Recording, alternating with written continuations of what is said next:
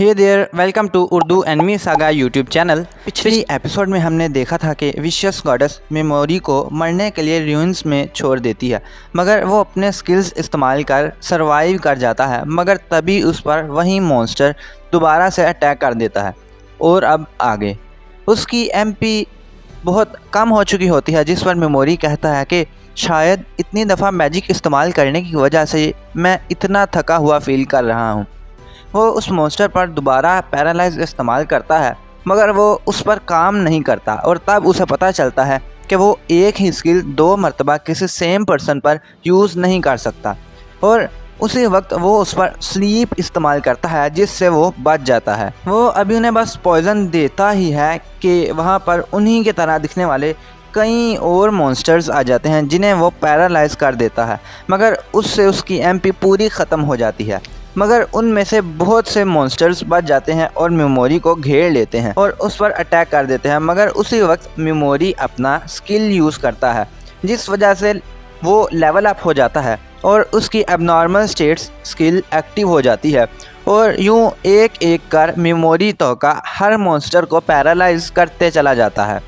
तो लगता है कि अब इन सब को मैं संभाल सकता हूँ, और वो उन सब को पैरालाइज कर देता है, जिस वजह से उसका पैरालाइज स्किल भी लेवल अप हो जाता है। तो लगता है कि इन रूइंस में अब मेरा सक्सेस रेट 100% है। और तभी उसे ये भी पता चलता है कि वो मल्टीपल टारगेट्स को सिलेक्ट कर उन्हें एक साथ भी पैरालाइज कर सकता है।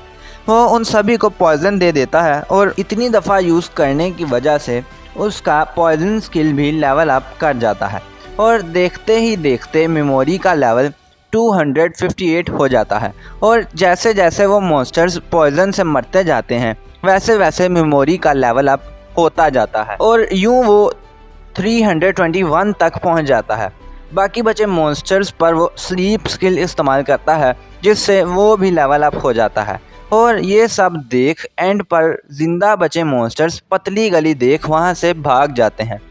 मेमोरी उन खंडरों में मौजूद लोगों से कुछ ज़रूरी चीज़ें ले लेता है और जाते हुए उनके लिए प्रे करने लगता है। भूखा होने की वजह से मेमोरी उनमें से एक मॉन्स्टर के पास आता है और जब उसे खाने की कोशिश करता है, तब उसे पता चलता है कि वो सब के सब एसिड से बने होते हैं। मेमोरी की नज़र उसी बैग के क्रिस्टल पर पड़ती है, जिसका कलर तब्दील हो रहा होता है।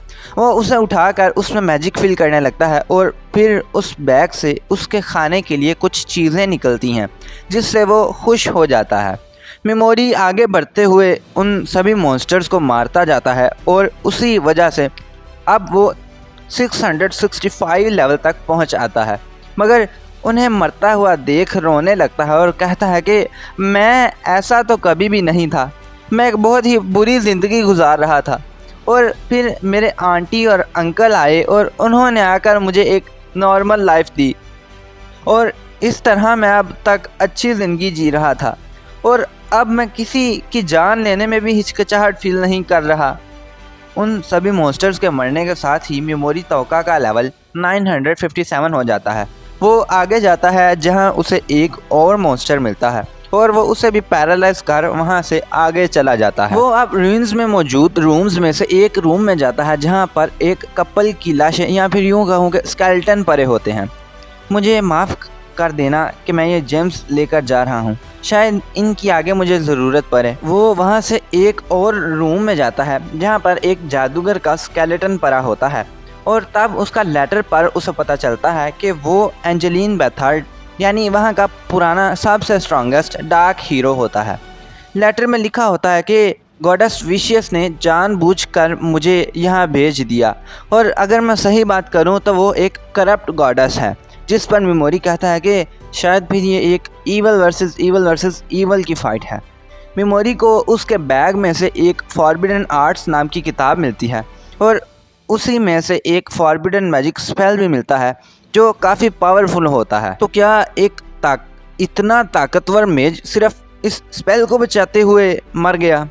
शायद ये उस गॉडेस के ख़िलाफ़ मेरे लिए बेनिफिशियल हो, तो इसे मैं बाहर निकलकर डिस्क्रिप्ट करने की कोशिश करूँगा। उस बुक के एक पेज पर ब्लड से लिखा होता है कि साउल ईटर से बच के रहना, यहाँ सबसे बड़ा ख़तरा वही चीज़ है। मेमोरी एग्जिट डोर को देखता है जहाँ एक क्रिस्टल चाहिए होता है, जो उस साउल ईटर के सर पर लगा होता है। मेमोरी का लेवल अब 1229 हो चुका होता है। लगता है कि यही चीज़ है वो साउल ईटर। मेमोरी उस पर पैरालाइज इस्तेमाल करने ही लगता है कि उस पर एक लेज़र आकर लगती है, जिससे उसका हाथ काफ़ी इंजर हो जाता है। अब मैं क्या करूं? उस तक पहुंचूं कैसे? मैंने तो अपने आप को इतना इम्प्रूव किया है, मगर फिर भी वो चीज़ मुझसे स्ट्रॉन्ग है। पक्की बात है कि इन रूइंस पर यही रूल करती होगी। और वो साउल ईटर उस वॉल में से बाहर आकर अपने मुंह से एक लिक्विड निकालने लगता है, जिससे वहाँ पर मॉन्स्टर्स बन जाते हैं। लगता है कि ये मुझे उन सभी लोगों का चेहरा दिखा रही है कि मरते वक्त वो कैसे दिखते थे। पक्का वो मरते वक्त बहुत तकलीफ से गुजरे होंगे। वो सभी मॉन्स्टर्स उस पर अटैक कर देते हैं, मगर मेमोरी उन पर अटैक नहीं करता कि कैसे मैं बगैर वजह के ही इन लोगों को मार डालूं। मैं तुम्हारी तरह नहीं हूँ जो इंसानों को खिलौने की तरह इस्तेमाल करता है। आखिर को इतना भी कैसे गिर सकता है? और मेमोरी उन सभी मॉन्स्टर्स से पीछे रहने को कहते हुए रो रहा होता है। और हम देखते हैं कि साउल ईटर पूरी तरह उससे एंटरटेन हो रहा होता है, और इसी बात का फ़ायदा उठाकर मेमोरी उसी पर पैरालाइज इस्तेमाल कर देता है, क्योंकि उसे देखने में वो साउल ईटर पूरी तरह दुत हो चुका होता है। यही मसला है तुम सब पावरफुल लोगों का। अपने से लोअर रैंक्ड को इग्नोर करते हो तुम सब। मैंने सारी उम्र एक आरामदेह ज़िंदगी गुजारने की कोशिश की, मगर मैं ऐसा कभी नहीं था। मैं बस अपने अंकल और आंटी के लिए मेमोरी तोका ही बना रहा। वो हमें बताता है कि जब कोई शख्स पैरालाइज्ड होता है, तो अगर कोई फिर भी मूव करने की कोशिश करता है तो उसका इंटरनल स्ट्रक्चर टूटने लगता है। मुझ जैसे वीक आदमी को तुम्हें डिस्पोज करने के लिए भेजा गया था। क्या मजाक है। और तभी वो उसे पॉइजन दे देता है, जिससे उसका भी लेवल अप हो जाता है। और उस साउल ईटर के मरते ही उसमें से उन खंडरों में पड़े लोगों की साउल्स बाहर निकलती हैं और एक एक कर मेमोरी का उन्हें आज़ाद करवाने पर शुक्रिया अदा करने लगती हैं। वहाँ का पुराना डार्क हीरो आकर कहता है कि वो गॉडेस ठीक नहीं है, उसे ज़रूर मार देना तुम। और वो साउल्स वहाँ से गायब हो जाती हैं। मेमोरी उस साउल ईटर के सर पर लगा क्रिस्टल निकाल कर उस डोर पर लगाता है और बाहर का गेट खुल जाता है। और ये एपिसोड यहीं एंड होती है। And also comments like these are really great motivation for me. अगली एपिसोड आपकी स्क्रीन पर आ रही होगी, आप उसे चेक कर सकते हैं। Take care, good bye.